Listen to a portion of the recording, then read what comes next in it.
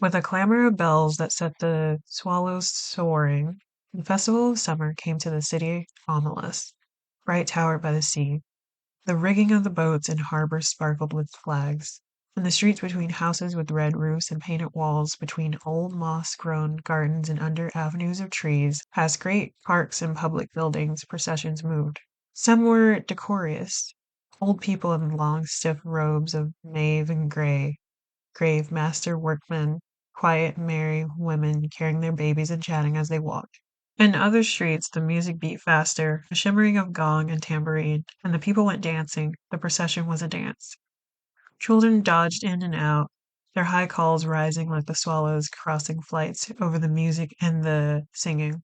All the processions wound towards the north side of the city, where on the great water meadow called the green fields boys and girls, naked in the bright air, with mud-stained feet and ankles and long, lithe arms, exercised their restive horses before the race.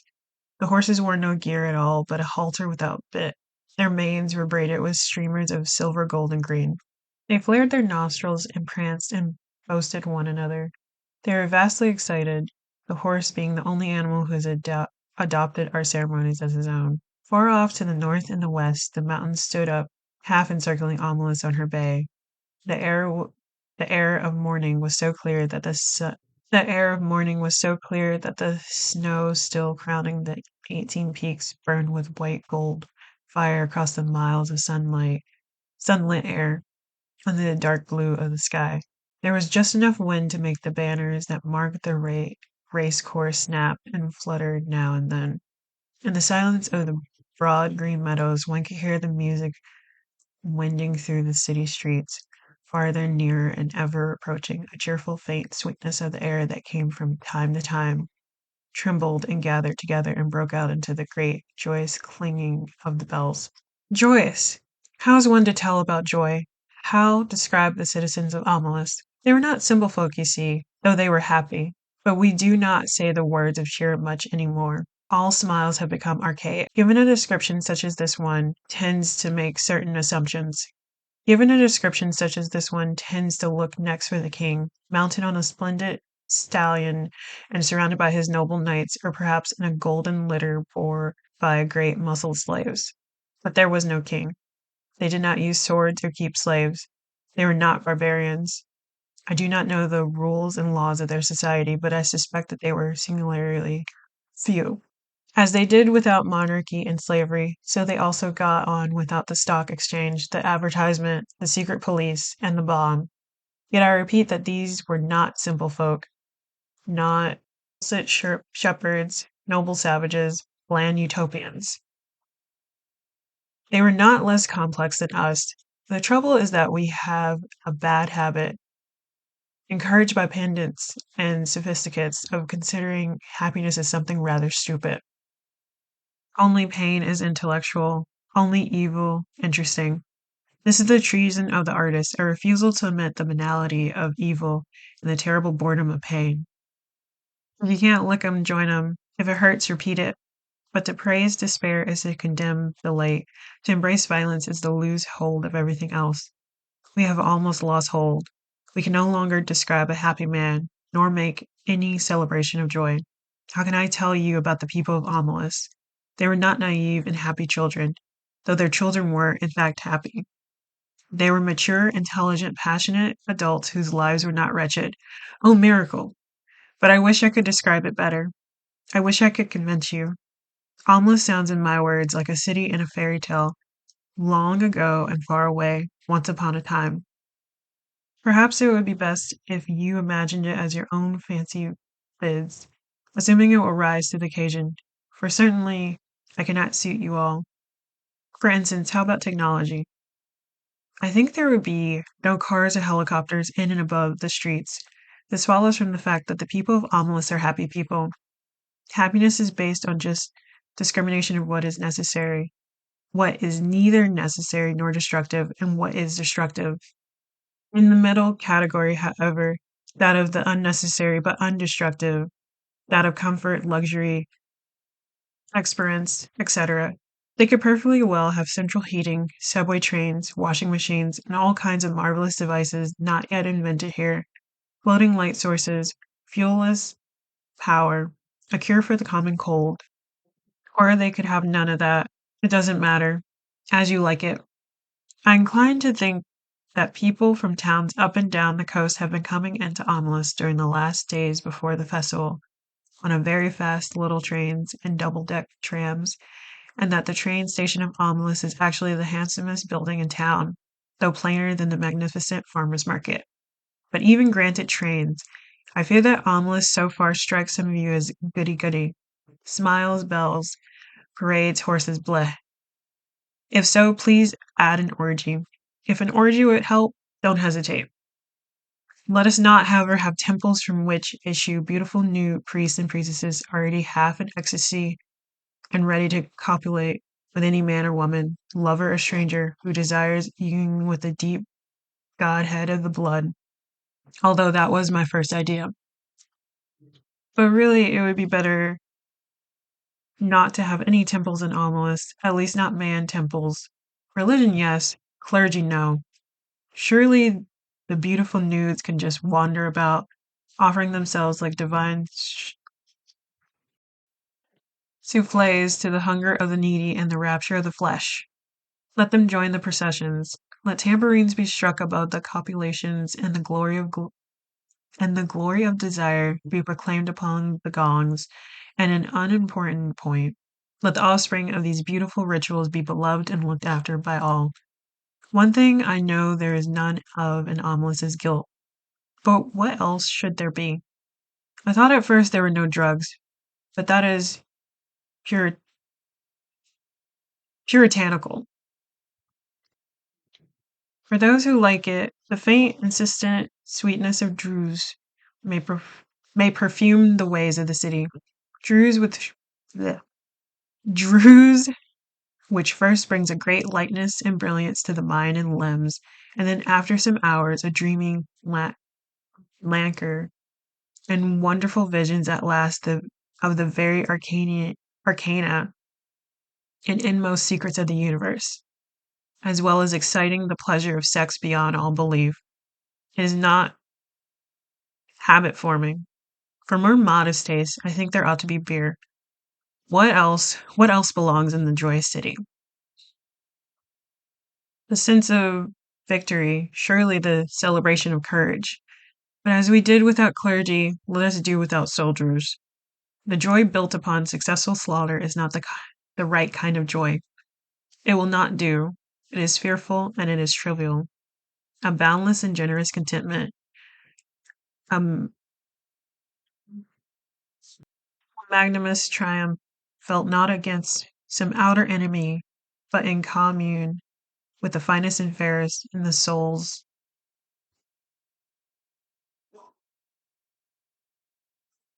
of all men everywhere, and the splendor of the world summer. This is what swells the hearts of the people of Omelas, and the victory they celebrate is that of life. I really don't think many of them need to take druze.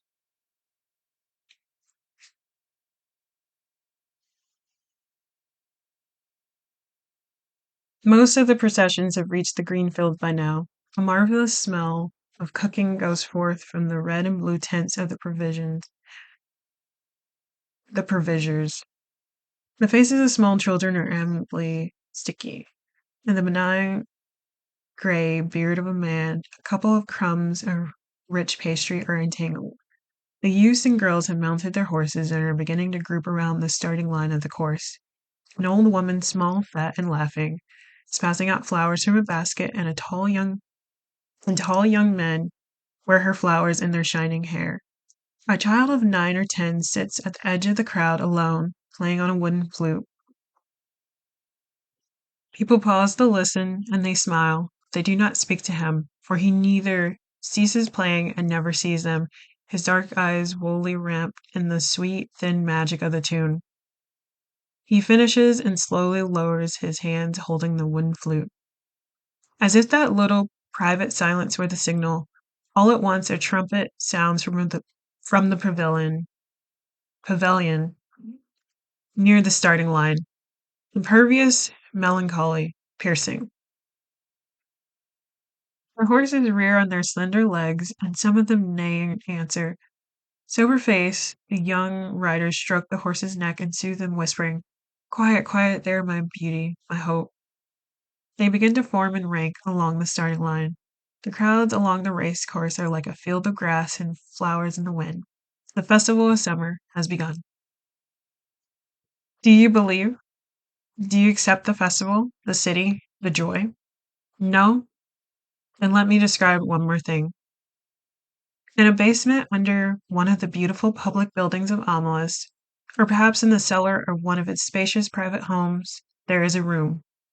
It has one locked door and no window. A little light seeps in dustily between the cracks in the boards, second hand from a cobweb window somewhere across the cellar. In one corner of the little room, a couple of mops with stiff, clotted, foul-smelling heads stand near a rusty bucket. The floor is dirt, a little damp to the touch, as cellar dirt usually is. The room is about 3 paces long and 2 wide, a mere broom closet or a disused tool room. In the room, a child is sitting. It could be a boy or a girl. It looks about 6, but actually is nearly 10. It is feeble-minded. Perhaps it was born defective, or perhaps it has become imbecile through fear, malnutrition, and neglect. It picks its nose and occasionally fumbles vaguely with its toes or genitals as it sits hunched in the corner furthest from the bucket and the 2 mops. It is afraid of the mops. It finds them horrible. It shuts its eyes, but it knows the mops are still standing there, and the door is locked, and nobody will come. The door is always locked, and nobody ever comes, except that sometimes the child has no understanding of time or interval. Sometimes the door rattles terribly and opens, and a person or several people are there. One of them may come and kick the child to make it stand up. The others never come close, but peer in at it with frightened, disgusted eyes. The food boil The food bowl and water jug are hastily filled. The door is locked, the eyes disappear. The people at the door never say anything, but the child, who has not always lived in the tool room and can remember sunlight and its mother's voice, sometimes speaks. "I will be good," it says. "Please let me out." "I will be good." They never answer. The child used to scream for help at night and cry a good deal, but now it only makes a kind of whining, "Yeah, yeah," and it speaks less and less often.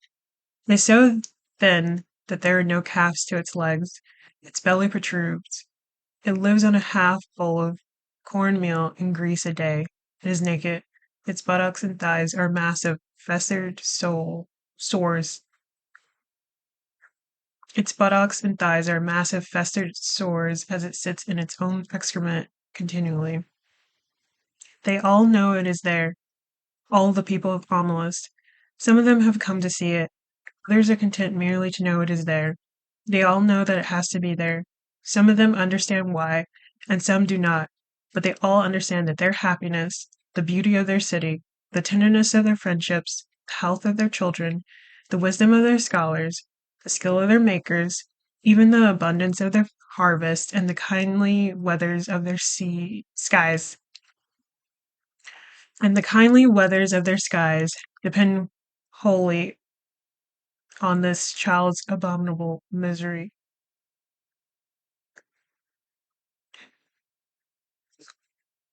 This is usually explained to children when they are between 8 and 12, whenever they seem capable of understanding. And most of those who come to see the child are young people, though often enough an adult comes or comes back to see the child. No matter how well the matter has been explained to them, these young spectators are always shocked and sickened at the sight. They feel disgust, which they had thought themselves superior to. They feel anger, outrage, impotence, despite all the explanations. They would like nothing to do. They would like to do something for the child, but there is nothing they can do. If the child were brought up into the sunlight out of that vile place, if it were cleaned and fed and comforted, that would be a good thing, indeed. But if it But if it were done, in that day and hour, all the prosperity and beauty and delight of Omelas would wither and be destroyed. Those are the terms. To exchange all the goodness and grace of every life in Omelas for that single small improvement. To throw away the happiness of thousands for the chance of the happiness of one, that would be to let guilt within the walls indeed. The terms are strict and absolute. There may not even be a kind word. The terms are strict and absolute. There, there may not even there may not even be a kind word spoken to the child. Often the young people go home in tears, or in a tearless rage, when they have seen the child and faced this terrible paradox. They brood over it for weeks or years. But as time goes on, they begin to realize that even if the child could be released, it would not get much good of its freedom. A vague pleasure of warmth and food, no doubt, but little more. It is too degraded and imbecile to know any real joy. It has been afraid too long ever to be free of freedom. It has been afraid too long ever to be free of It has been afraid too long ever to be free of freedom. Its habits are too uncouth for it to respond to humane treatment. Indeed, after so long, it would probably be wretched without walls about it to protect it, and darkness for its eyes, and its own excrement to sit in. Their tears at the bitter injustice dry when they begin to perceive the terrible justice of reality and to accept it. Yet as their tears and anger, the trying of their generosity and the acceptance of their helplessness, which are perhaps the true source of the splendor of their lives. Theirs is no vapid, irresponsible happiness. They know that they, like the child, are not free. They know compassion. It is the existence of the child and their knowledge of its existence that makes possible the nobility of their architecture, the poignancy of their music, their the profundity of their science. It is because the profundity of their science. It is because of the child that they are so gentle with children. They know that if the wretched one were not there shriveling in the dark, the other one, the flute player, could make no joyful music as the young riders line up in their beauty for the race in the sunlight of the first morning of sun. Now do you believe in them? Are they not more credible? But there is one more thing to tell, and this is quite incredible. At times, one of the adolescent girls or boys who go to see the child does not go home to weep or rage, does not in fact go home at all. Somet- Sometimes also a man or woman much older falls silent for a day or two and then leaves home. These people go out into the street and walk down the street alone. They keep walking and walk straight out of the city of Omelas through the beautiful gates. They keep walking across the farmlands of Omelas. Each one goes alone, youth or girl, man or woman. Night falls. Each one goes alone, youth or girl, man or woman. Night falls. The traveler must pass down village streets, between the houses with yellow lit windows, and on out into the darkness of the fields. Each alone, they go west or north towards the mountains. They go on. They leave Omelas, they walk ahead into the darkness, and they do not come back. The place they go towards is a place even less imaginable to most of us than the city of happiness. I cannot, de- I cannot describe it at all. It is possible that it does not exist, but they seem to know where they are going, the ones who walk away from Omelas.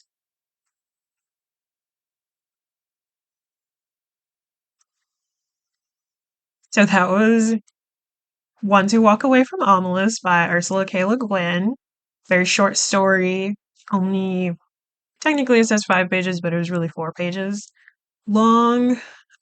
She published that in 1973. Hi, hello, and welcome back to another episode of my podcast. Now, was I talking about? That's what they call it, something else. Um, so I wanted to start off reading that short story because I kind of felt like almost a little silly to kind of just come on here and do my silly little podcast and talk about my silly little thoughts on a silly little movie. While though everything's going on in like LA right now with like the protests, they're not riots, that's people. defending themselves and their neighbors against violence enacted on them and towards them. Um, Even if it was a riot, it's like, okay, people are angry, people are upset. How about you actually change the material things that are causing people to be upset, then be mad at the people that are mad, right? You know, it's like the whole thing with like the increase of crime or whatever, and it's like, how about you um make it possible for people to have a livable wage? You make things not be as expensive because the things that are locked up and shit is all things that people need, right? It's like soap, it's detergent, toothpaste, deodorant. Like those are essentials. You're locking up essentials. Anyway, but yeah, I just felt kind of silly to just like I didn't want to not talk about any of this and just go on about whatever. But I specifically wanted to read this story because there's something about this of just like the idea of like utopia built on the misery of one to support thousands or whatever who all know about the suffering of the one in but because of that one person suffering, um they everybody else is able to live happy lives. And it's like thinking about how because I because there was this another thing too, because like I feel like people were kind of almost falling for these like psyops of like quote unquote black people on Twitter talking about like, oh, this isn't our fight, we're not a part of this and all this stuff. And I'm like, even if that's a real black person, quote unquote, um anybody that is going out of their way to create a divide is not for the people, because all of our struggles, all of our separate struggles are collective, like they're intertwined. We're all collectively dealing with the same things, which is white supremacy, colonialism, heteropatriarchy. Like these are all affecting us in such a way. So what's happening to one group of people isn't going to not affect you.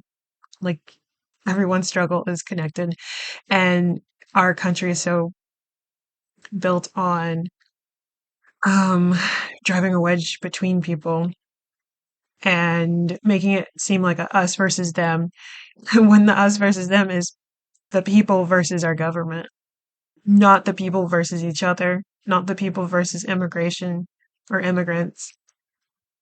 People who are undocumented aren't the ones making um all of our groceries be really expensive. They're not the reason that our healthcare is not accessible. They're not the reason that minimum, like the general minimum wage is still stuck at $7 and we're still dealing with inflation. They're not the reason that fucking it's like I can't even talk. They're not the reason that it's increasingly harder and harder to get housing and find housing.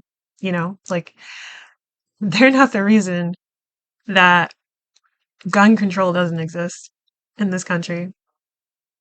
You know, they're not the people that stripped away the rights of women to choose embodied autonomy, which again, it's like thinking about trans rights, it's like that is ultimately laws about bodily autonomy and what a person can choose to do to their body. And for people to attack that, but they're saying they're attacking one, they're saying they're protecting kids, first of all, when these laws they're making are also including adults. The fact that the fact that surgeries aren't happening on kids who are trans, the only thing that's happening is social transition, which means that you're accepting whatever a child is saying they are wanting to be called and whatever their preferred pronouns are, or the pronouns they want to be used is happening. Maybe they are changing what clothes they wear. Maybe they're doing a haircut. It's all very social. The only thing that could be happening is puberty blockers, which gives them the choice to either go through their normal puberty, whatever their biological puberty could happen based on whatever assigned gender they are, or it's a pause until they're older to go on their chosen puberty, go through their chosen puberty. And like something like that just feels so like futuristic. The fact that you could choose whatever you want to be. And it sucks because I feel like people want to say that, you know, it shouldn't be up to like a child to figure this out for them. But it's like, but it shouldn't be up to the parents either. I'm like, of course, a child, and okay, I'm not even gonna say child. It's teenagers, it's tweens. It's not someone 8 and 9 who would be on the puberty blockers unless something happened to them and they had like early onset um like periods or something, which has been happening. So, but even then, it's like we're not letting like let kids be kids. Let them choose what they want to choose. The fact that we're trying to hammer these gender norms into children who probably expressing wanting to express themselves in other ways because you as a parent are so against them not wanting to seem gay, not wanting to be seen as other. Now they have to hide this self, this part of themselves away because they don't feel safe around you to express themselves in this way, and they don't feel safe at all in general. And they'll just repress themselves until they're older, and maybe they'll still be repressed.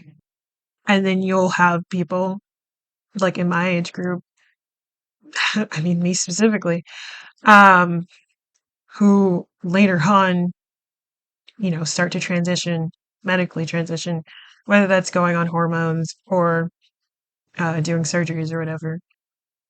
But it's like being able to choose your own puberty, like that just sounds like such a futuristic concept, but it's something that's existed since like the 1930s, I would say. I'm gonna do a quick little research.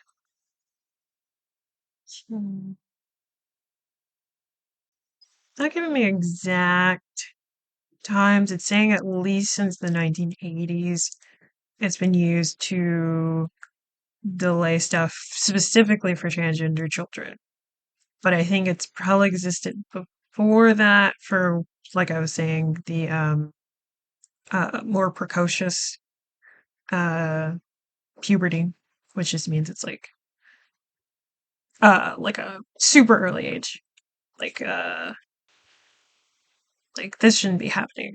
Actually, like what's going on? But I don't know. Something like I remember reading the ones that walk away from Omelas like forever ago, and I mean I didn't know what to expect. Honestly, I was just like, you get the title or whatever, and then you're reading about this utopia, and you're like, all these people are so happy, and then Ursula as the narrator, because there's not really a narrator, or there's not a character that's like telling the story aside from her, I'm assuming. She's questioning like, oh, why are these people happy? What's this all coming from? And it's like I think about how um a lot of things could be happening in the world, or even just to other black and brown people, and it's like, oh well, this thing isn't happening to me, so it doesn't matter. Or this thing is happening to people far off, so I'm not going to care about this. Um, and just like, or just like, no, no, no. People allowing themselves to be blissfully ignorant about the suffering of others because you're getting that thing off Shein, you know? because you're able to generate whatever fucking nonsense through AI or Grok or whatever. It's like fucking Grok specifically is poisoning a neighborhood in Tennessee right now. Like literally, data center. Oh, it's in Memphis. Damn, and this article's from November of last year. And I was just seeing about this, but like literally, I mean, I hope they got that class lawsuit um cooking because um yeah, Memphis, Tennessee. Uh Literally Grok's data centers are in Memphis, Tennessee. And this is kind of just something that keeps happening with AI or a few years back with NFTs where these people would set up these data centers in like quote unquote cheap neighborhoods, um, usually black and brown neighborhoods across America, just to get um, really inexpensive like internet and stuff. And this would cause people's water bill to go up, their electricity bills to go up because it's all on the same grid. Or like the fact that um, people in parts of Africa were getting paid these terrible wages to feed these AI algorithms because that's honestly what it is. It's not intelligent. It's not intelligent. It regurgitates things. It doesn't actually create anything new or anything like that. It's all based on the work stolen from people. It's not actual copywritten or it's based in things that are copywritten. It's based on stolen things. But yeah, just in general, it's like, oh, like just finding out of these things. It's like when AI is no longer eating up all of our natural resources, not stealing from people, not forcing people to, feed it things. I mean, honestly, when all of those things are gone, I'm like, I don't even like what are you going to use AI for, right? Because it's again, it's a regurgitation of stuff. Even if it sounds or seems like, there's the chatbots, it's like, oh, this feels like I'm talking to someone. It's like you're not actually talking to anyone, and it's just saving your data and saving your personal information. Even when you delete it, it's still going into the cloud. And now there's probably like some profile of you somewhere. Um, but either way, it's like, what are we doing? What are we doing? Um, oh, and then like with Shein, it's like time and time again finding out about how terrible the conditions are, how the quota of which these people have to create per day, and it's all worth pennies, essentially. The amount of different things like lead, cadmium found in the clothes, people are still buying from it, and it's all because of like consumerism and wanting to go viral. It's like the fact that our internet is also like based in this like hate essentially and negativity. Like people are incentivized to spread negativity because that will get you more views than being positive. Not that you can't make it as like a positive creator because you'll still get people interacting with you, but it's still just like 9 times out of 10, if you could like hate farm and say the most egregious shit just to get people to respond to you and go viral in that way. or like get on the internet and like talk about something that terrible that happened to you or something like that, and that'll go viral and then you'll make a bunch of money. And it's like, if only the cost of living was down, if only people could actually do, actually had a livable wage, right? If only it was easier to obtain things that the baby boomers were able to obtain back then, right? Like homes didn't used to be this much, cars didn't used to be this much.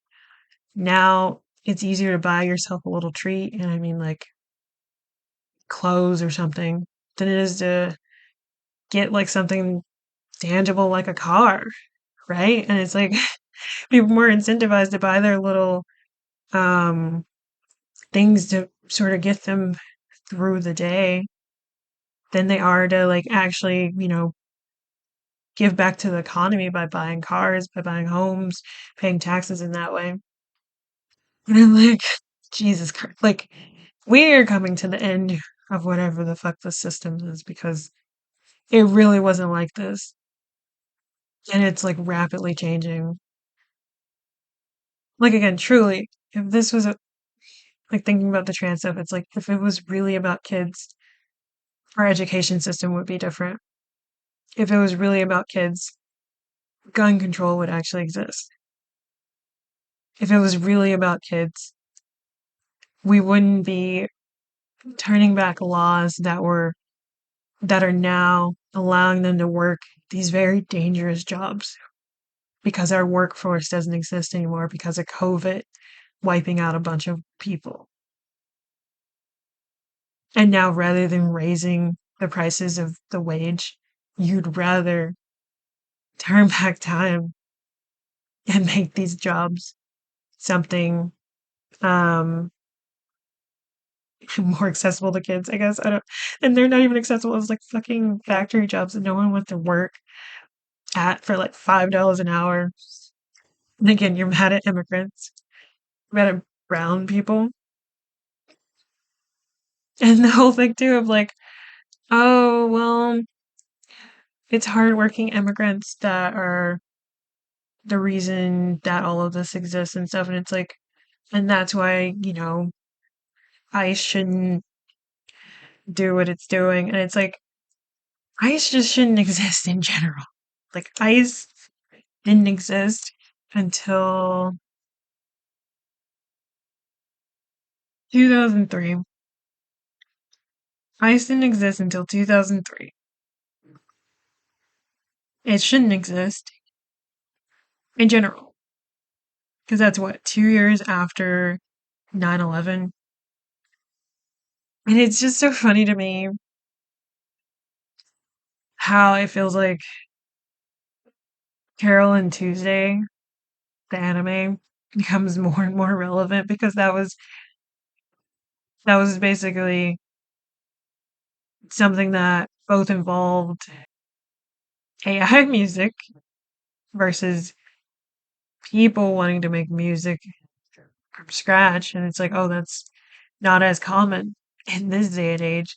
They lived on Mars. Ice existed, but it was I think they were called mice in the show. Like I like this fucking show came out in 2019. I didn't fucking realize there was a second season, so now I have to watch the second season. Um but I'm like, how fucking relevant this shit, bro? Um like fucking literally there's a whole scene where this person is an immigrant from Earth on Mars and they're trying to get him, and he makes a song. He's also all the songs, so this is like a musical anime. All the songs are in English.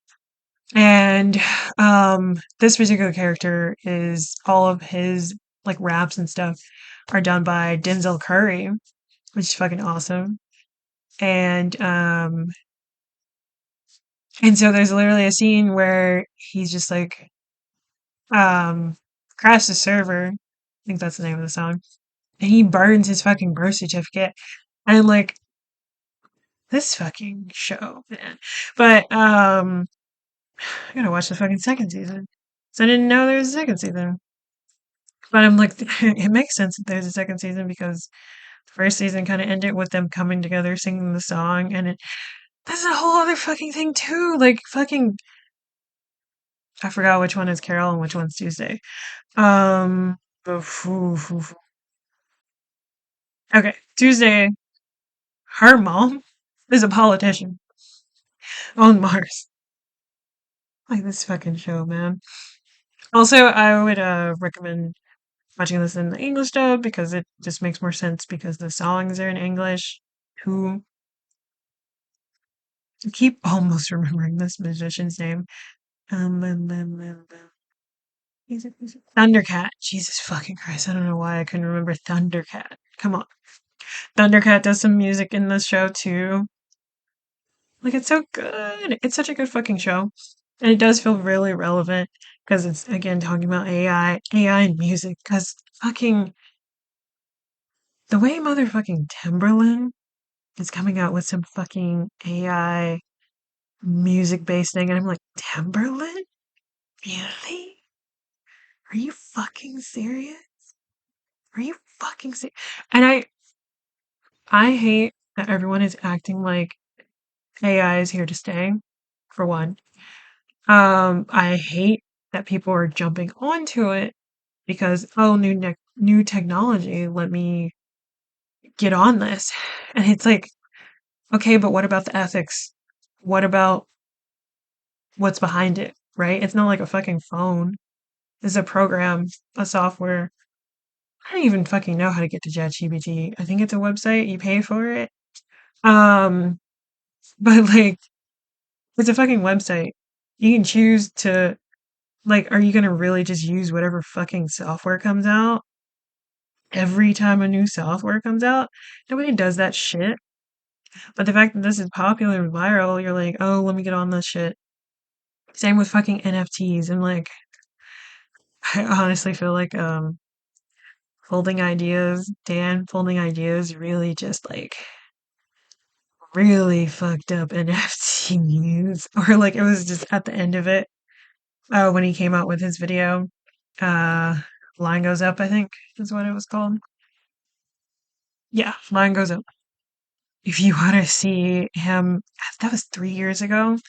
We're still dealing with this nonsense. Anyway, um, what was I gonna say? But it's just like if I think about how it just feels like sometimes it does feel like people are okay with the suffering of black and brown people as long as we're the only ones suffering. But once our plight gets put onto them, then they want to rise up. Like it does feel like that sometimes. Although I am thankful or I feel good towards the people of LA who were standing up for their neighbors, for the people that they know, and they were coming together to defend them. The Waymo thing was kind of hilarious. The fact that they kept calling Waymos to burn them. But the fact that Waymo was just like, oh yeah, whatever. And just allowing it to happen. um Fucking crazy. Uh but I know that for me, it's like I feel like I would go to a protest, but I don't have that much knowledge around protesting and organizing in that way. So I would want to know more before I would do anything, honestly, because I mean, there's more to it than just showing up. I mean, you can just show up, of course, but there's more to it than that. But I'm like, just thinking about it's like trans and gender nonconforming people, like all of us exist to show everyone that like there is more to life than just being whatever society is telling you to be based on your genitalia. It's like you can be so much more than that.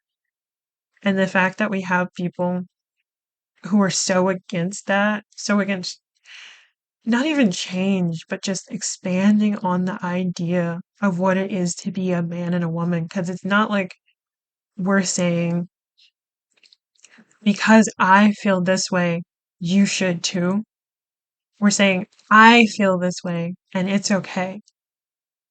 You can add more to how you feel.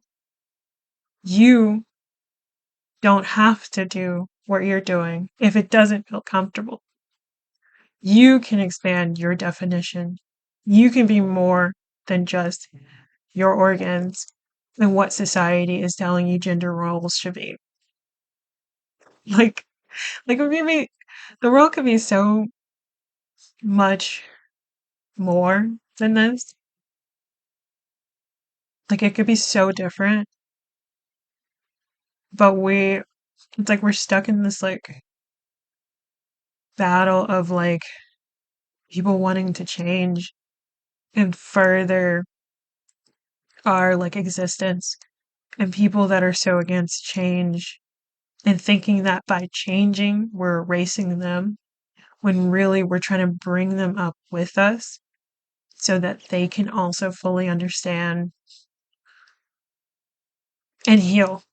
Because ultimately, a lot of this is like about them also healing whatever hurt is causing them to lash out in this way and be angry in this way. Because I'm like, that's not coming from nothing. But at this point, we're past the point of trying to get someone to understand like our existence because you are threatening us with violence and you're trying to erase us. And rather than sitting back and letting that happen, we're going to do something about it. Now, what is that something going to be? That's up for you to interpret, you know? Um, but yeah, I don't know. I don't know, because I was crying about all this earlier too, because I was just like, you have to be, like, there has to be some cognitive dissonance that's happening within you to see, people bombing kids and you're not feeling anything about that. You have to be othering these people because there's nothing right about this. There's nothing morally right about this. And the fact that you could be even cheering that on or happy about it, like there's something wrong with you. And not to pathogize or whatever, it's like you are disassociating from this because there is no fucking way that you don't feel anything. Because otherwise, and I'm like, okay, so basically you're escaping guilt because you're so delusional and thinking that whatever you're doing is right, that you would rather think you're right than realize you're wrong. Oh, my babies want to come in here. Anyway, I stopped recording for a little longer than I intended, and I don't remember what my next point was going to be. Um, so I'm gonna stop ranting there. All power to the people, from the river to the sea. We won't be free until we're all free. Anyway, I'm still going to talk about my silly little things and thoughts about my silly little movies for movie review. Um, I mean, in a lot of ways, this podcast is like um a journal entry, a diary, a proof of existence, a proof of life for me because I started last September as a creative thing to do. Um, the first every 2 weeks.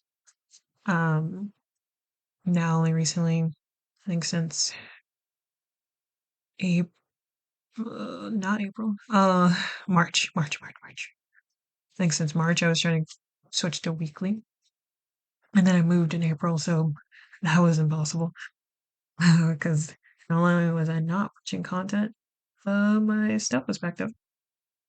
Oh, I have a desk finally. Recording on my desk for the first time. Might get into streaming soon. Streaming games. I don't I don't know.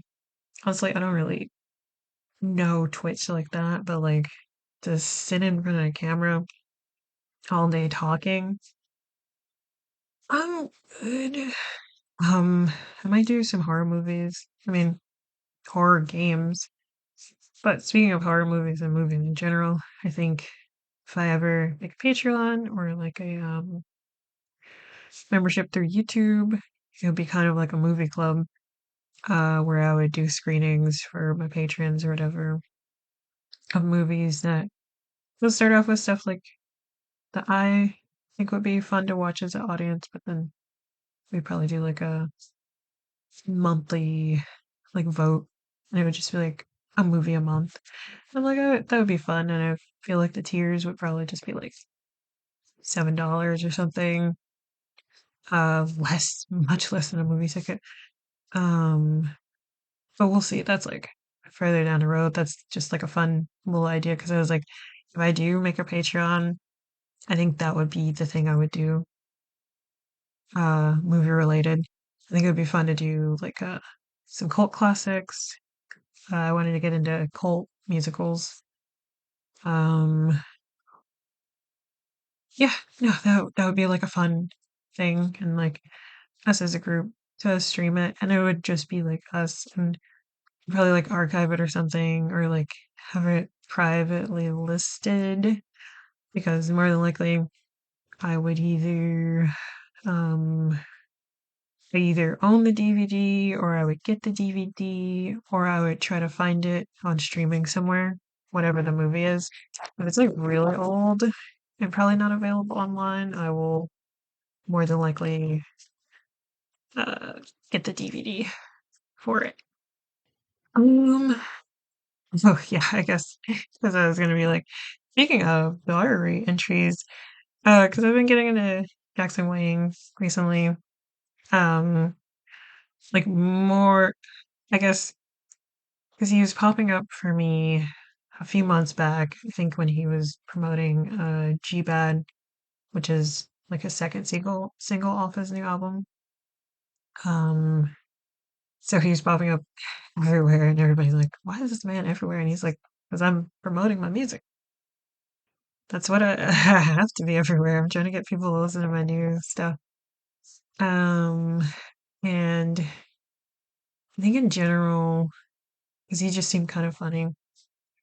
Um, but I was seeing some interviews pop up, and I was like, "Oh, let me just put this on, just see what he has to say, and just have something to do in the background." But like, he was definitely saying stuff that I was like resonating with. Um, either about like just loneliness and being depressed and everything, and um I'm like, damn, I wish I had a year off, but we live in different worlds. But just going through it, and like I think also just hearing him talk about how passionate he is about his craft, both in front of the camera and behind the camera, because he also directs like all of his visuals, like all of his music videos and stuff, really had me really thinking about like what actually do I want to do with my life. And with only just now gaining the will to live, because of HRT and whatnot. It's like, okay, well, so what do I do now? Because I realized in the past, like depression for me, um, it was definitely like getting through the day to day. There wasn't really like a longevity. It was kind of just moving through life. It was very monotonous. Just go to work, go to class, things like that. I mean, it was a reason that I got a cat because I was like, if I don't have something, especially when my dad passes away, I'm really just gonna like rot and not have like the will to do anything. So having an animal that needs me to be there for it, I knew I needed that. But I mean, I think of this like line from I was like I can never fucking pronounce the name of this damn band. Playa Royale Lonely. Just too lazy for a suicide. I just watched the days pass hoping to die. It's like that's definitely my life for a bit because it's like I grew past suicidal ideation, but I was still numb to life and everything. And it was just like day to day. I mean, sure, I didn't think about killing myself, but I wasn't necessarily living either. And I wasn't um, going out of my way to endanger my life in order to end it. So, I mean, this line resonated with me a lot too. But in general, um, just getting into Jackson Wang and like seeing him in different interviews, talking about his different songs, and seeing him release Buck, which is very different from G Bad and High Alone. And High Alone is such a beautiful song, and the video behind it is it's both sad and beautiful in a way. It's like, and I love like the paying homage to Houdini. I mean, it is called Magic Mike too, so it's like he's got that magical element in it in his stuff. Um, and I think looking back at Magic Man 1, Come Alive is another video that he does where he's actually doing like magic. Um, but yeah, just looking at his interviews, and it's like people keep asking him sort of similar stuff of like, oh, what's the inspiration behind this? And, what are you doing here? And like, even I was like, does he not get frustrated with people asking him the same questions over and over again? Um, and then what at this point, he released Buck and also Hate to Love, or yeah, Hate to Love. And so when he did his live a few days ago, so I'm recording this a little late. He did his live a few days ago. I was a part of it. It was only like 15 minutes, but it's like he was asking people questions and trying to get people to GG the chat and everything, which he's so adorable. He's so funny.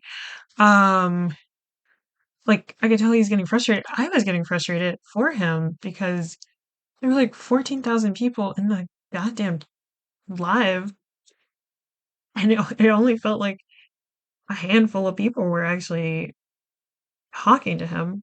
And then the people that were talking were just saying hi or whatever. And I'm like, are y'all like, was there lag or something? Like, I mean, I was responding too. I was trying to do the GG. I was answering him when he was talking about, uh, if we knew that all the songs for Magic Man 2 were inspired by or stemmed from diary entries that he wrote. And it's like, yeah, I remember you saying that at some point.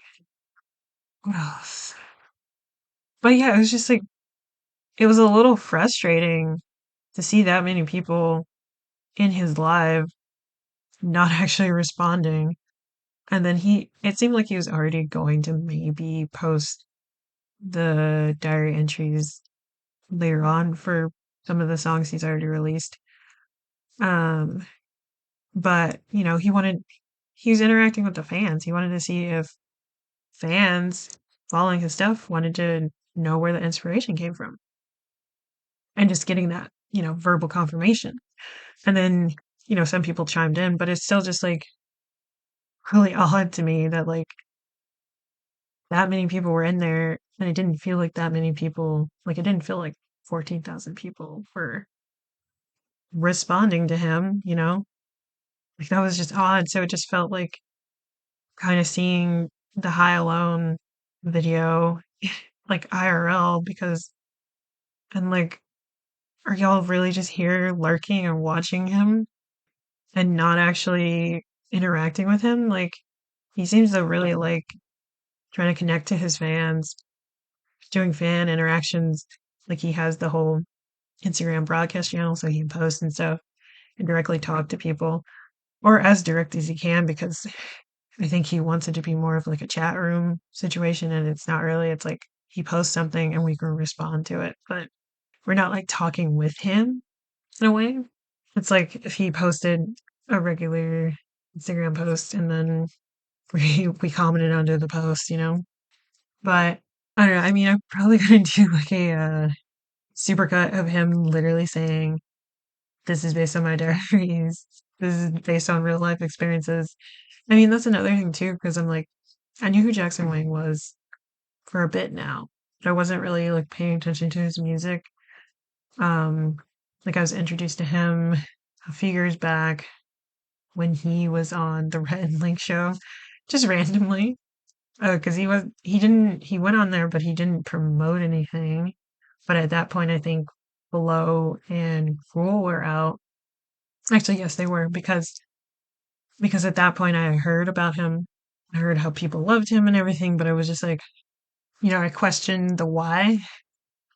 And then I listened to both those songs and I was like, I really like Cruel, but then I was confused about what his sound was because Blow sounds so very different from Cruel. So I was just like, what? Like I appreciate that album now because um the songs he's making now are they're more personal to like his experience, and he's put himself more in his music he's making now. And I resonate with that more.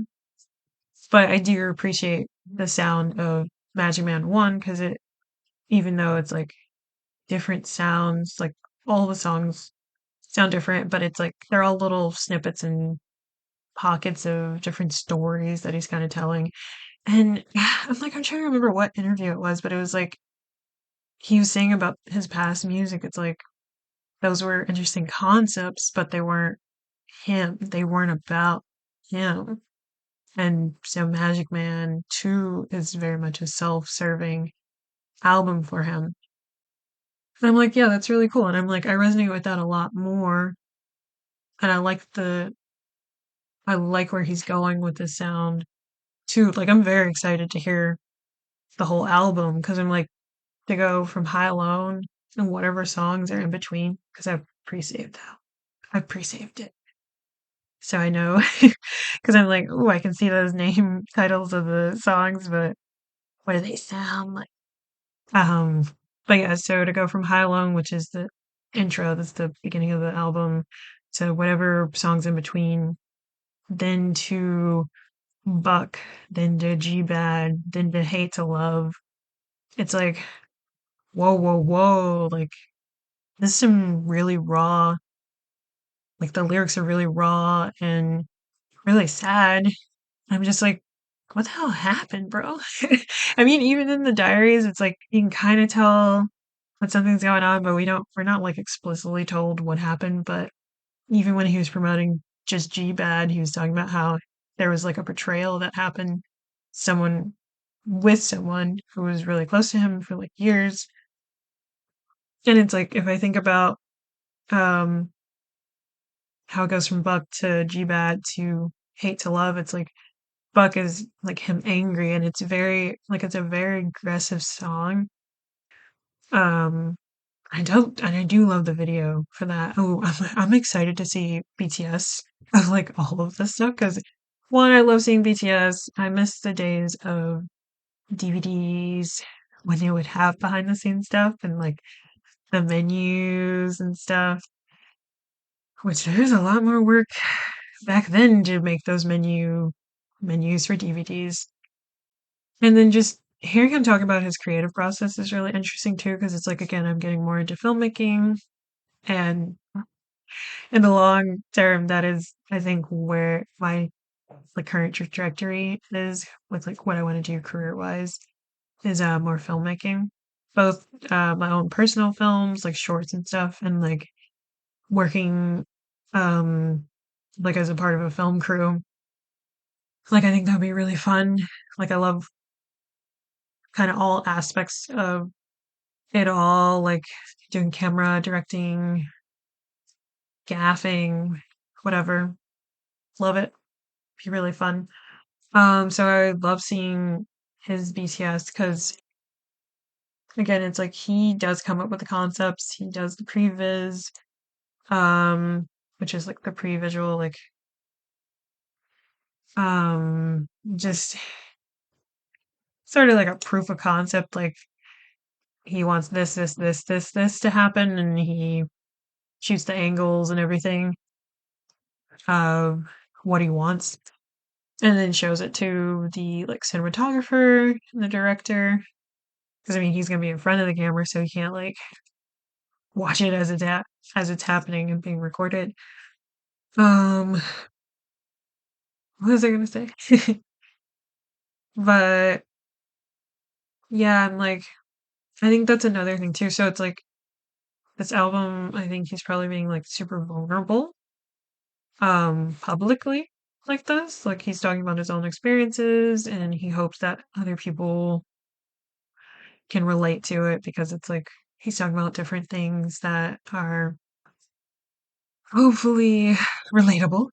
Even with G-Bad, it's like I was like, if I have to hear him explain G-Bad one more time, no, he can explain it as many times as he needs to, as many times as people ask him. Um, but it's like, looking at the diaries, I was just like, oh, this very much feels um, like he could have been a people pleaser, like someone who, um, is just like making sure everybody's okay and giving, but not really taking care of himself. And um, just thinking about how like being around people like that who are used to you not having boundaries. So when you finally start creating boundaries for yourself, they're like, "Oh, why are you being so rude and mean? You're behaving not like yourself." And it's like, no, I'm finally not overexerting myself and standing up for myself and actually listening to my body and listening to uh my body and like figure out what I am and am not capable of doing that won't like burn me out. Um and I mean even seeing him like sort of interact with people, it does seem like he has a very like oh like he gets along with people really well and like he's jokey and I feel like he has that kind of personality of like I want to make sure that everyone is having a good time and is doing great and like kind of similar to what I was doing of like, oh, I'm distracting myself by making sure somebody else is okay when I'm not really checking into myself. Um, I'm like, oh, those pretty rough. Gotta get those people pleaser tendencies away. Or not away, just stop it. Create boundaries. Boundaries are healthy. Don't overextend because you can't really fill from an empty cup. I think that's what the phrasing is. It's like you can't expect to do something for someone else if you're not taking care of yourself first. So I'm like, that's important. And I'm like, man, this man has such a busy schedule. So I'm like, how the hell was he in LA last week? And now he's in India right now doing promotions and stuff. Like, does he not get tired? I mean, he probably is tired. He's probably very tired. Um, and I'm like, please rest. But, or at least like rest within reason and do stuff within reason. Cause like, um, you don't like do a lot, but don't be doing too much. Like, you don't want to pass out from exhaustion. Also, I'm talking a lot because I extended how much storage I have, so I can make longer episodes. Yay! But either way, I'm like very excited for Magic Man 2 to come out. It's coming out like a few days before my birthday, which is exciting. I'm really excited to see um like where his sound is going. And I do want to, go to his concert as well because he's a really talented performer, really great dancer, really good he's like a all around amazing guy. He is not flawed in any way. No, he probably has. I mean, obviously he had the people pleasing issues, but and he seems to still be healing from the hurt this person caused him. And I'm like, God damn. The fuck? I'm like Jackie's. We ride at dawn. We're gonna go beat up whoever the fuck did this to him. um, I'm joking. I'm joking. I'm like, oh, already calling myself a Jackie, and it's only been like 2 months or something. Um, oh, that's what I was gonna say about the sound too, because I'm like, I feel like there's a whole thing of him, because I feel like this album's a lot more serious. Like G-Bad, the video, the visual falls in line to like his sort of funny persona and like comedy persona, that people are used to. Because I mean, I haven't gotten fully into like Got Seven, and like the content from them. Like I listened to Winter Heptagon, most of it. I do love Python. I know I'm a Nightcon. So catchy, so catchy. Um, I don't even. The hell was I about to say? I got so distracted, and then I just remembered that JB was like here in concert. And like, of course, when I get into this group, their leader is here, and I don't have the money to go. Of course. Um, fuck. What the fuck was I about to say? Oh, but it's like looking at some of the past content. It's like he. I mean, he's just a funny guy. He's like the comedian of the group, and I think his fans, especially people who grew up with GOT7, because again, they came out when I was like getting out of K-pop, like 2014. So they're so used to him being this sort of funny guy. And I think, especially with him dealing with depression and making this more serious album that's more connected to his real life story, like it's gonna sound a bit different from his older stuff. And it seems like he's definitely more, maybe like, not scared, but just like anxious about that. Like, are people even going to want to listen to this? This is a lot more personal. It's a little bit darker than his normal stuff. And I'm like, people love you, Jackson Wang. Like, they're going to listen to whatever you're going to release. They're going to be okay with whatever sound you put out into the world. And if anything, if there's people that don't like the new sound, it's like, fuck them. Like, this is self serving. If anything, you're also attracting a whole new fandom and fan base based on this new sound alone because it is so different and it is so personal. And um I don't know, I think he should just have more confidence in his sound and stuff. I mean, he does. He's a confident guy. Well, at least he portrays confidence and alludes, or is that the word I'm looking for? He oozes confidence. Yeah. But I mean, that doesn't mean he is actually confident. He could be pretty shy. He's definitely said he's an extrovert a bunch of times, but I feel like he could be shy sometimes. I don't know. Now I'm headcanoning different things about his personality. I don't know this man. Never met him in my life. He's a year younger than me, though. I'm like, okay, that's knowing too much. That's knowing too much. Um, but yeah, I'm like, I hope to see him in concert. He said he's going to be touring for the next 3 years. I'm like, that's plenty of time for me to save money. um, Hoping that he comes back to California, um, and specifically the part of California I am in. I mean, hey, if he goes to the same place that JB was at, I will be there because that is very close.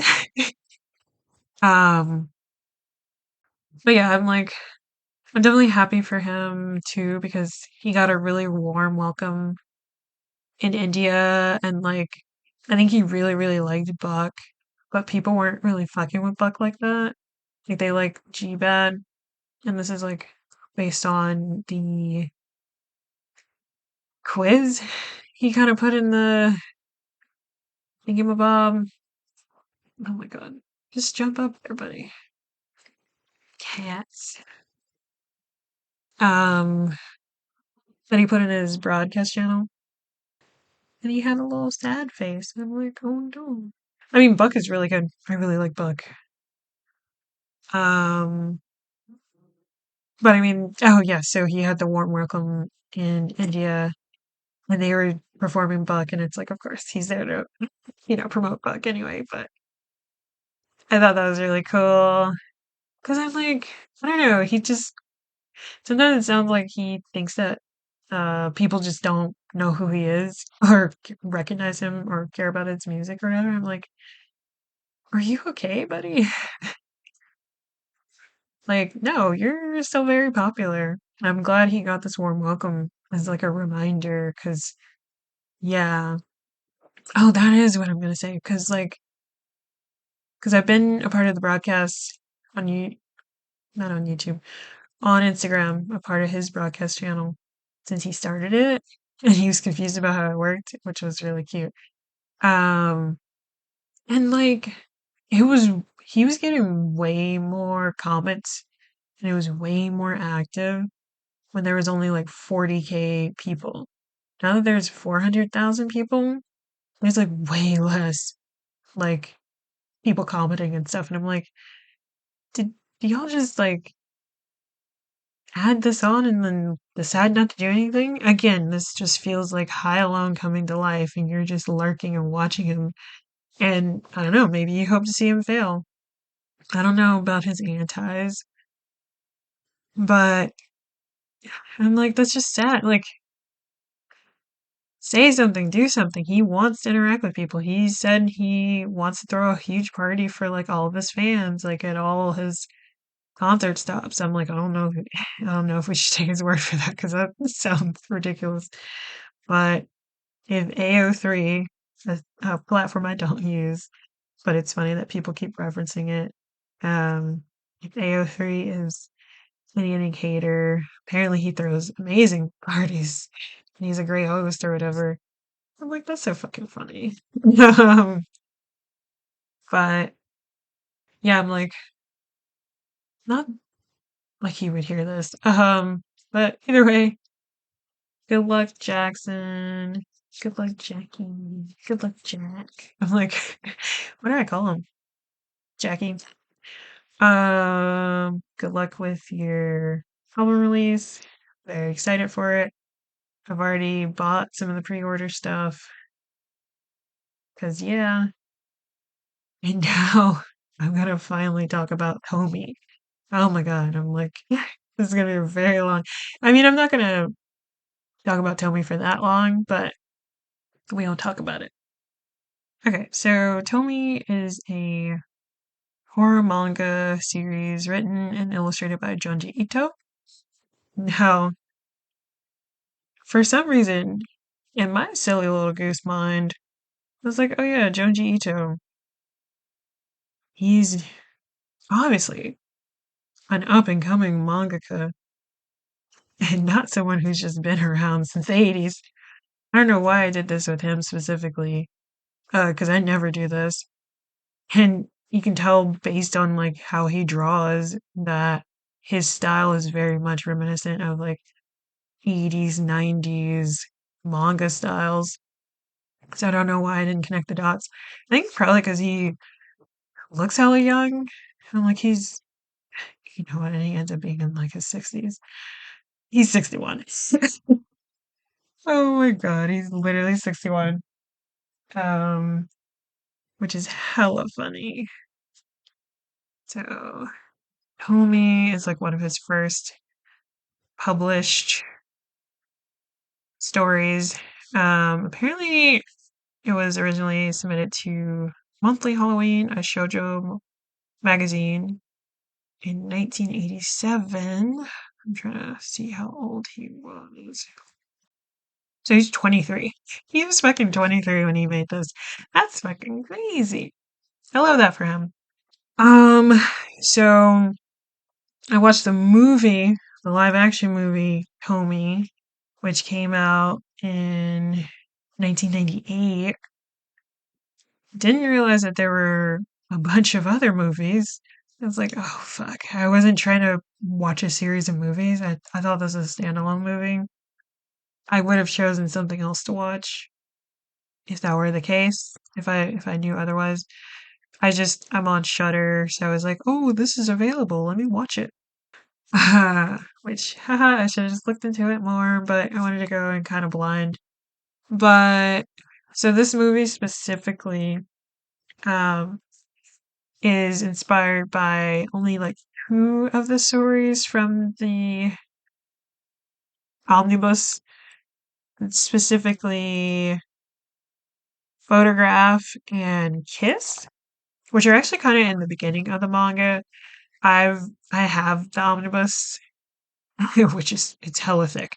I've gotten through most of it, but it's like Tomie is really dreadful, and I mean that in the literal sense. Like I am full of dread when as I'm reading it. I'm like, let's look at what the dictionary says. Dreadful, inspiring dread, causing great and oppressive fear. Extremely bad. No, it's not that shocking for sure, and unpleasant for sure. But I'm like, yeah, Tomie is pretty dreadful. I'm like, God, this is depressing. um, but I mean, to sort of get into who Tomie is, because her name fully is Tomie Kawakami. She is essentially this like girl who has these really crazy regenerative abilities, but you don't really find that out. And I'm mainly talking about the manga for right now. Um, you mainly find that out later on because what happens is her and her classmates are on this field trip and she's like flirting with the teacher for some reason, but she also just was flirting with some of a classmate, and the classmate is like jealous for some reason, and he pushes her, and then she like falls off this cliff, and she's like bleeding, and people are like, "Oh, she's dead. Oh no, we don't want you to your life to be ruined. Why don't we all collectively chop her up and take a piece of her and throw it somewhere?" And I was like, now how did your mind jump to that? What what? What how did we get here? How did you get here? Huh? And so they all take a piece of her, crazy. And then toss her somewhere. And then the very next day, she shows up. Or at least actually, okay, sorry. They hold a funeral for her, and then the day after the funeral, she shows up and she's like, "Sorry I'm late, you guys." And everybody's like horrified, like, "What the fuck?" Like spitting image, this is Tomie. So they're horrified, and some of them commit suicide. The teacher gets put into an asylum. A few of them get put into an asylum, and the only girl who was actually her friend ends up moving away. I'm like, I just recently read this. I'm trying to remember fully. Um, I could just grab the manga as well. But so her friend, Suzuki, she's the one that's in the plot of Photograph, which is what the movie Tomie again is based on or inspired by, because the movie isn't as dreadful and like dark as the manga is. That's for sure. That's for fucking sure. Um, but so in the story of Photograph, like Tomie's back, she's around, and Suzuki is sort of taking these like snapshots of guys around the school and giving it to girls. Well, she's charging them for it, of course. And she takes this photo of Tomie, and Tomie looks kind of crazy. Like it almost looks like she took a long exposure because her face is like like multiplied. And Suzuki decides to like throw all these snapshots of her Tomie around to sort of like fuck with her. I just remembered that Suzuki is not a part of the classroom of people that initially killed her. This is like the next story after that. I think I'm gonna get the manga. I'm gonna get the manga. So Tsukiko was not a part of the beginning at all. Um, she is later on introduced. I think I got confused or I misremembered because she has short hair, and Junji Ito draws a lot of characters who have short hair, so I was just like, oh yeah, da, da, da. But no, no, no.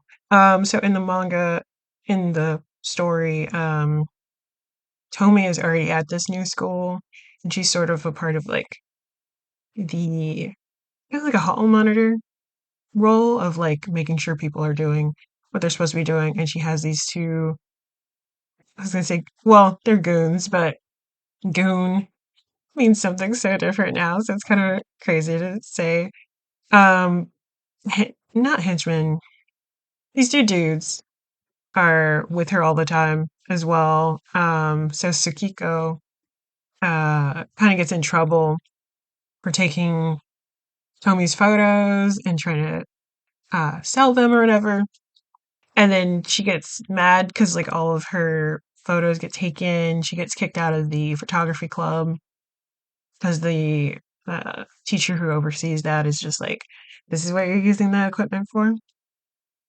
So Sasiko, Sasiko, Su Sukiko, in her anger, after she developed this Tomie photo and Tomie's looking kind of crazy and like her image is like smeared over and you see like this face coming out of her face.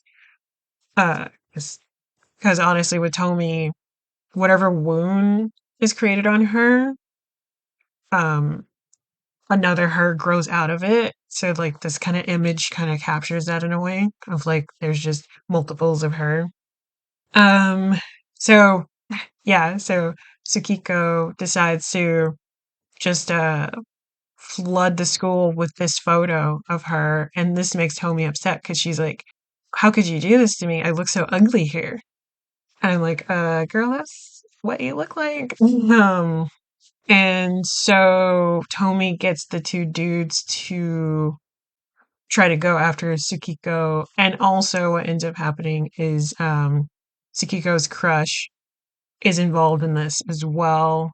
Because something about Tomie is like she's just able to seduce whatever guy, but through the seduction, um, people become obsessed with her and so obsessed that they end up wanting to kill her and rip her apart. Like there's something in people who end up falling in love with Tomie that they just want to destroy her completely. I mean, she's kind of against nature, so I get it. Um, but so Sakiko is in danger. Her life is in danger. I'm trying to remember what happened. Okay, so basically, Tsukiko is grounded because of the whole thing with the photo club, and she tosses those photos out there while she's suspended and grounded from school. And Homie comes over. Of course, this is out after Tsukiko's parents are like, "We're gonna be gone for a week, but you better be on your best behavior." Um, And Sakiko basically calls Tomie a monster, and that has her freaking out. And for some reason, this causes another Tomie to start growing out of her head, essentially. And she gets all the guys to come up and basically cut off the growth, she's calling it. And it's like, no, it's literally her face. It's literally your face, girl. And they tie up Sakiko to this her desk, essentially. And this is happening all in Sakiko's room. And I'm like, y'all could do this somewhere else, first of all. But they end up cutting off the growth, but then also in general, I think killing Tomie. Yeah, they end up killing Tomie because they end up cutting off her whole head. And it's like, she said the growth, you guys. And there's all this blood and everything. Again, this is why I'm calling it dreadful. I'm like, this is all really horrifying and awful. Tomie's body without a head starts moving. Her head starts regrowing in that body. A body starts growing out of the head. All this stuff. Um, oh, and then so okay, basically to get into the movie. So we are kind of following Sakiko's character. She doesn't have memories of like what happened to her in the past, like a few years ago, a few years back. So she's going to this psychotherapist who does like a hypnosis therapy on her to sort of try to get her to remember any repressed dreams. I mean, repressed memories. And so they kind of set it up where, well, for one, Tomie has a boyfriend in the, not Tomie, Sakiko has a boyfriend rather than in the original story. This guy's only a crush of hers. And I'm trying to think. So I will say that this movie isn't really that graphic. There are some really like horrific moments, but the director chooses not to um linger on different things. Like people get killed and die and stuff, but we're not lingering on it. We're not also the score for this, fantastic. Also, it's just interesting seeing like Japan in the 90s. Um like I feel like that's a thing that people should be doing. It's like if you are trying to get inspired by fashion from different time periods, it's like you could watch movies and content from that time that aren't period pieces. Like this is just the reality, or yeah, the reality of the time. Like, oh, we're just this is a story set in the present. There we go. That's what I meant to say. Um, but yeah, so we in the very, very beginning of the movie, we see a guy with an eye patch. He has this bag. He's a little weird. Somebody bumps into him and he's like, "Oh no, my precious bag." And then we see an eye, and this ends up being like Tomie's head. And he also ends up being the downstairs neighbor of Sakiko, and he's sort of feeding the head. And in the movie, rather than her just fully regenerating into like her final form, she starts off as a baby, then a child, then her final form. I was like, okay, I guess that's interesting. It would probably be a lot harder to depict. Um, well, again, the director didn't really want this to be like super super horrific. He wanted this to be more of like a drama, but I mean it's still horrific.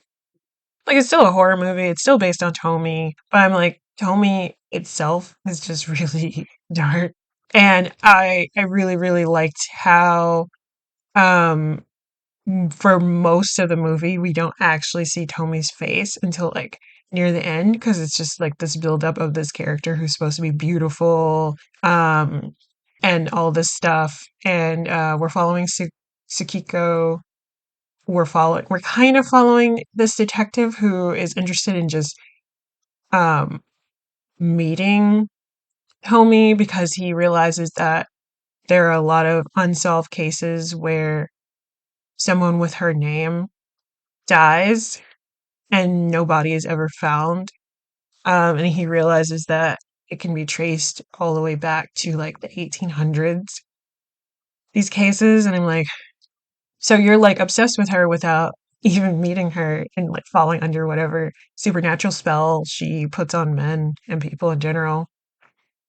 And trying to think.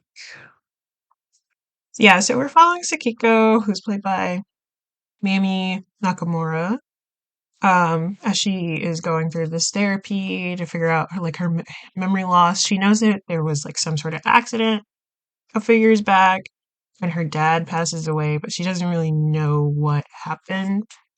Um, she has a boyfriend who's actually cheating on her with her best friend. And like that's fucked up. Fuck you. Fuck you both. And they do carry over this thing from the comic of like Tsukiko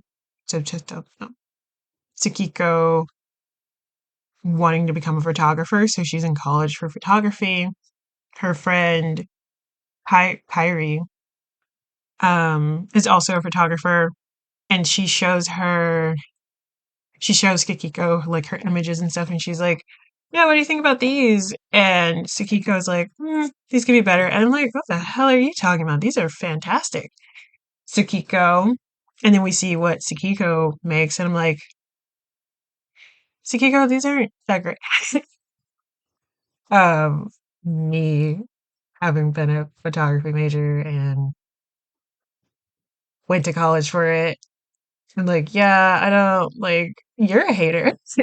So you go, you're a hater, and this is why your boyfriend is cheating on you with your friend who is actually more talented than you. But I digress. I'm like, no, no, no. She doesn't deserve that. I'm like, if you're gonna go so far as to cheat, just break up with the person. Like, don't do this. This is stupid. Um, Also, I literally paused, went to go look at the manga, which was on my bed, and then I passed out. So I am recording this part of the podcast the very next day because I had stopped recording last night at like 3 a.m. So fun. I love that. um, we're having good times. So I'm like, if it sounds different or like tonally or whatever, it's because I slept. I went to sleep. Um, And I'm like, I don't even really remember what I said in the beginning half of this. I mean, I know I was talking about the protests and everything. I talked about Jackson Wang. He's such a busy fucking person. Oh my God. Man needs rest. Probably. I don't. I feel like he rests when he can. Honestly, it seems like his schedule is like he doesn't work a 9 to 5. Like he probably works 12 hours a day. His mornings and nights are all mixed up. He makes it work. He makes it happen. And then he's like working in different time zones because he's like in China, but also Korea, and he comes over here to LA and makes music and stuff. So it's like having to coordinate with different people in different time zones. And now he's also in India and taking that into account. Man is busy. And I know he like runs, I don't know if he runs all of his social media accounts, but I know he runs his main one and his TikTok. And I'm like, man, just doing it all. I'm like, you could pay someone to help you with like promoting yourself, right? Like that's what PR firms are for. But I don't know. I think it's also like a mix of like he doesn't really know um what to do. And I'm also kind of curious, like, what did he do during the first Magic Man album? Did he do the same stuff? Probably. Um Less Jackson Wang tangent. Get back in the movie.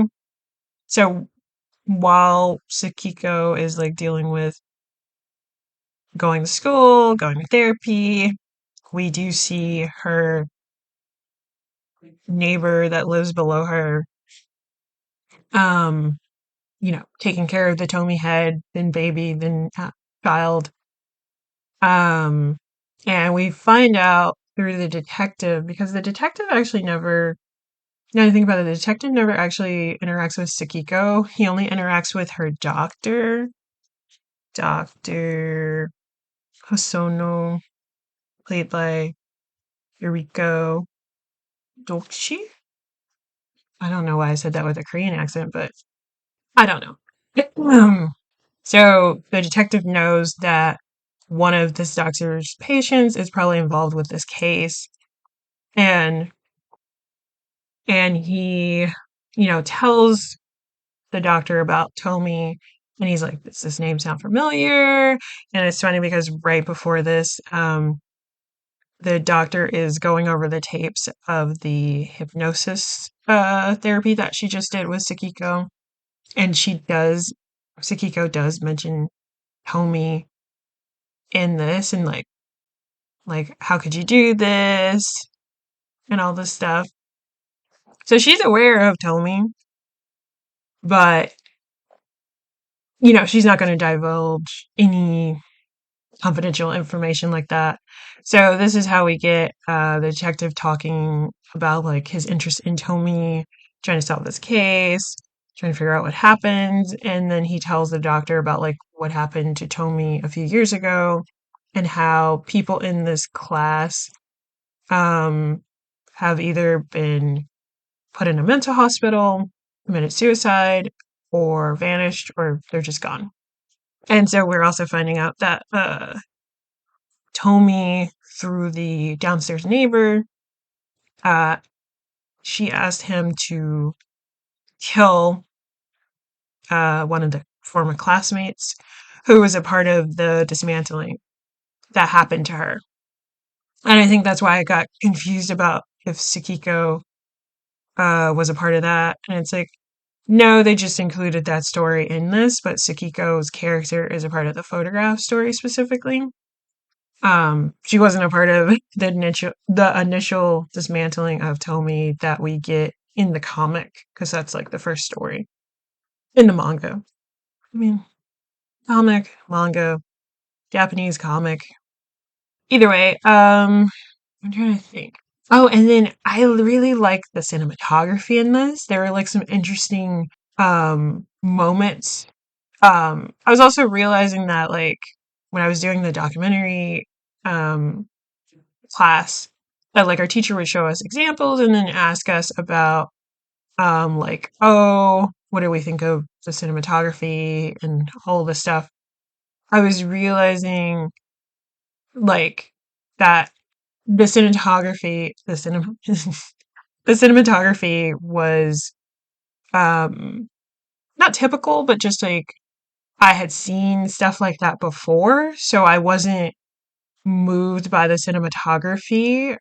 Um, so I was paying more attention to the story being portrayed and what the people were talking about. I wasn't necessarily paying attention to the cinematography because it wasn't anything new to me. Um, which is very different when I was watching this movie, because there were like definitely interesting choices that the cinematographers, because I'm on Wikipedia, um, chose, because there's like a scene in kind of the beginning where the framing of this shot is so interesting because it's the apartment that Sakiko lives in, and her landlord is like coming out of the new tenant's apartment, and Sakiko's there, and the framing of it is just basically from across the way, like telephone lines probably. Um, and you're just seeing the staircase, and you're seeing Sukiko about to go up and the landlord about to go down, basically, and they're kind of talking in this in between. Um, but we just see them on the staircase. And I was like, oh, this is a really interesting shot, especially because it goes from them talking to them going away from each other, and we could fully see them both going away from each other. And I was like, oh, this is so interesting. I love that framing because the setup, having it start at that staircase is interesting framing because the payoff is seeing them walk away from each other and not just walk away from each other. We also see the landlord stop and look back up at Sukiko, but Sukiko doesn't see him do that. And I was like, oh, this is interesting. I love this. I love this. And just thinking about like, oh, if we want, and I mean, it just makes it more interesting and dynamic too, because it's like, oh, why is this framed this way when you come into the scene at first? And then um, seeing the payoff of that little thing of like the landlord like watching her. So interesting. I mean, there's even interesting shots with like between the detective and the doctor and the choice of lighting because there's like a scene where the both of them are talking and the detective's like, "Oh, people don't like me because, no one likes detectives because we're always smoking." I was like, "Oh, this is how you know this is from the 90s because everybody and their mama is smoking everywhere." And um the detective takes out a cigarette and the doctor's like, "Can I get one too?" I was like, "Y'all are 90s, man. Everybody smoked everywhere." And it was even funny too earlier in the movie, the doctor's like, "I'm gonna smoke. Is that okay?" And then Sakiko is like, "Can I get one too?" They're like, a doctor and not only smoke in front of their patient in the hospital and also offer their patient a cigarette. I'm like, damn, different times. Different times. But anyway, going back to the scene with the doctor and the detective, there's just like this shot where the doctor's in like this warm lighting and the detective is talking to her, but we don't see her. I mean, we don't see him for a bit. We hear his voice, but we don't see him. And he walks into frame and there's a light over him. And I just thought that was like really interesting, especially because he was kind of being like intimidating at the point of dialogue when he comes in this way. And I was like, ooh, this is so cool. So that was making me realize, like, oh, okay. It's not that I wasn't paying attention to the cinematography during that class.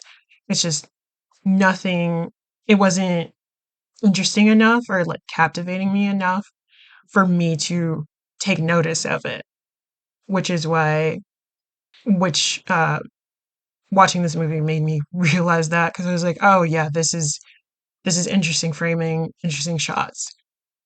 And I do want to watch the other Tomie movies if possible. A lot of them are I don't think a lot of them are streaming or anything like that. Like I'll have to find it. I'm like, dang it, Shutter doing this to me. Now I have to figure shit out. Um I know there's like a box set I could probably get too, which would be kind of fun. I got distracted again. Oh, my whole thing about Tomie too was like I couldn't it was hard for me to figure out if I need to finish the manga. But the poem of Tomie. But it was hard for me to figure out like, oh, okay, so does she stay 18 or does she stay like in this teen age and body? Does she actually, like is she actually 20 or something, but she is young enough looking that she can just act like she's a teenager? But in the movie, um, she's forever 18. And actually, it's really interesting because Junji Ito specifically okayed this actress to play Tomie. She's played by Mino Kano.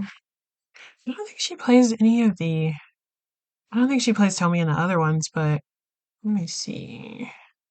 Yeah, Tomie's played by so many people. And oh, only voiced by one person, but I think that's probably because there's not that many um animations of her. But yeah, no, Tomie is voiced by a lot of people. I mean, portrayed by a lot of people. And I'm like, oh dang, I did like this Tomie, although I felt like her hair was kind of a wig or something. Anyway, I mean, it's actually kind of interesting because it seems like Tomie is like seeking revenge against the people that dismantled her. Um, I mean, that kind of she does make people go crazy, just in general. Like that is a thing that she does.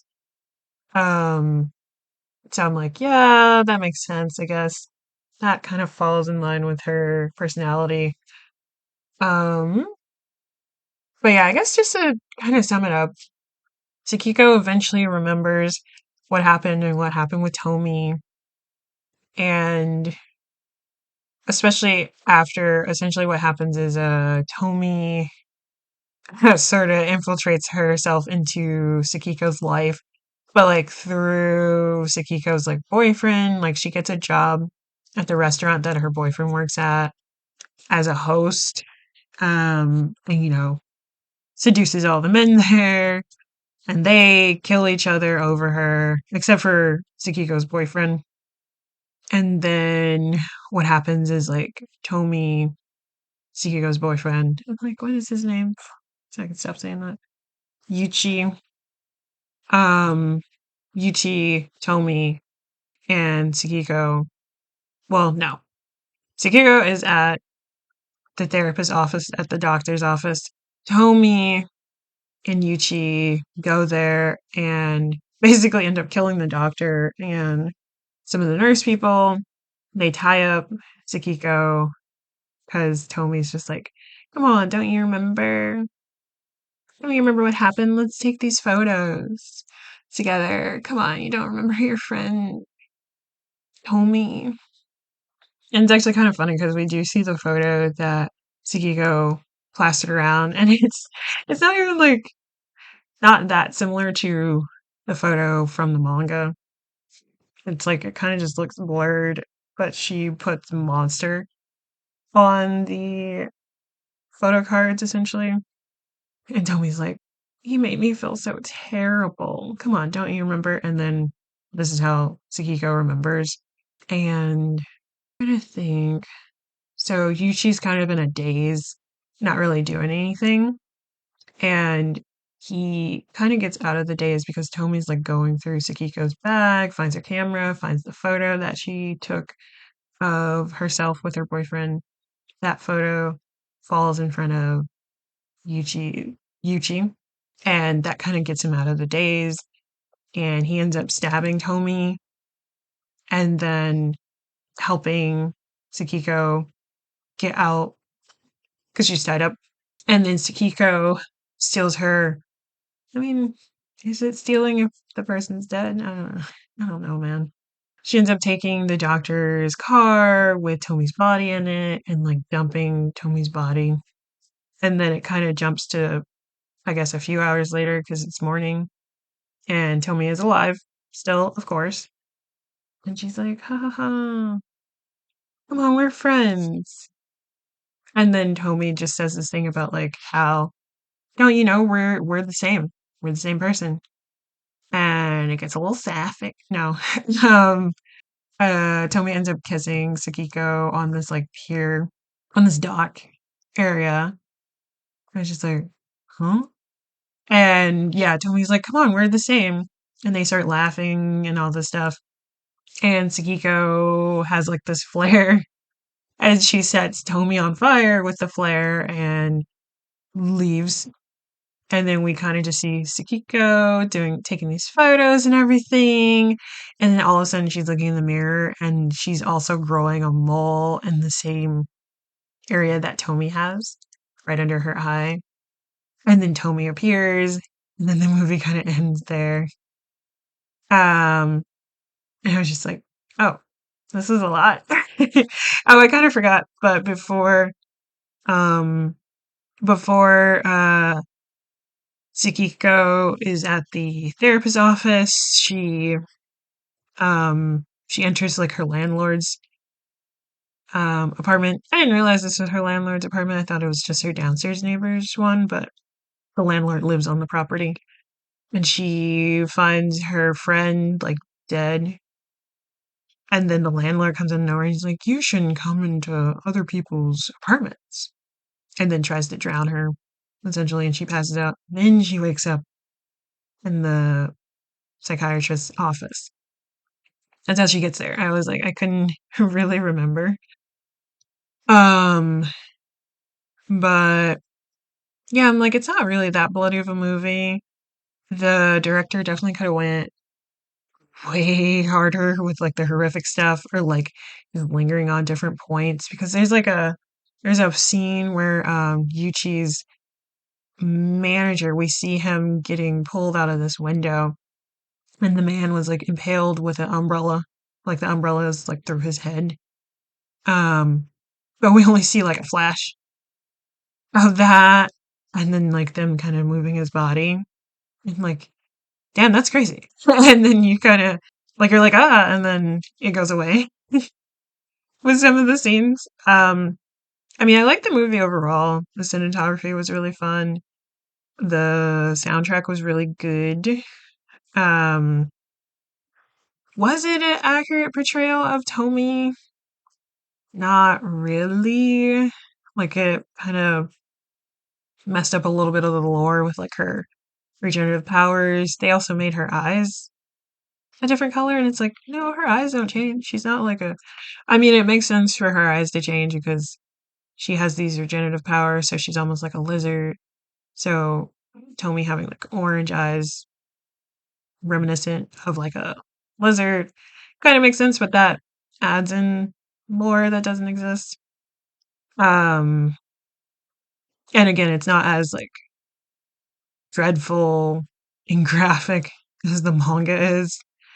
But I feel like it's a good intro to Tommy, like the idea of Tommy as a character. Um, but again, like the the manga is way more graphic. And I'm like trying to pin down like Tommy's motivations for things, because I mean at some point while reading the manga, I'm like, there's no way we're really following the original Tommy that we started with because she just sort of, she's killed again and again and she regenerates again and again. And through her different parts, there's a new Tommy and they all sort of break off and then go out into the world and they all share the same name and stuff. So it's like, oh, and then, so it's just like, yeah, like, who is Tommy? What does Tommy want?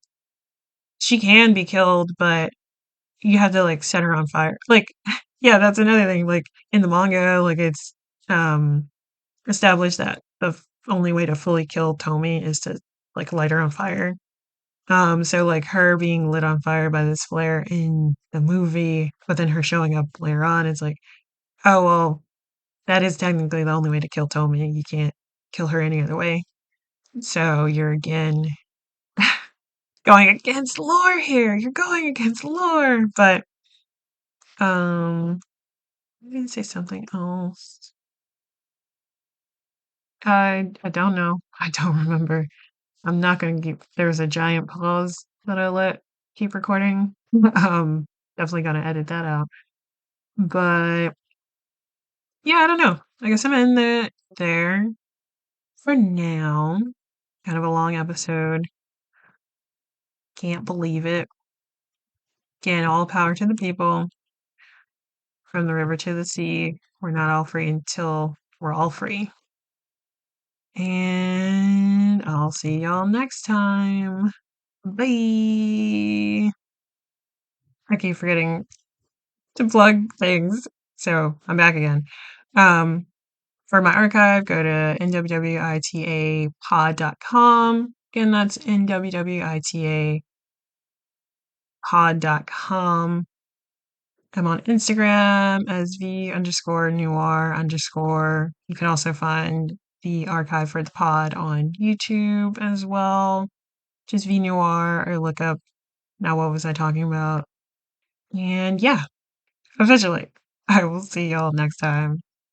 Bye. Again.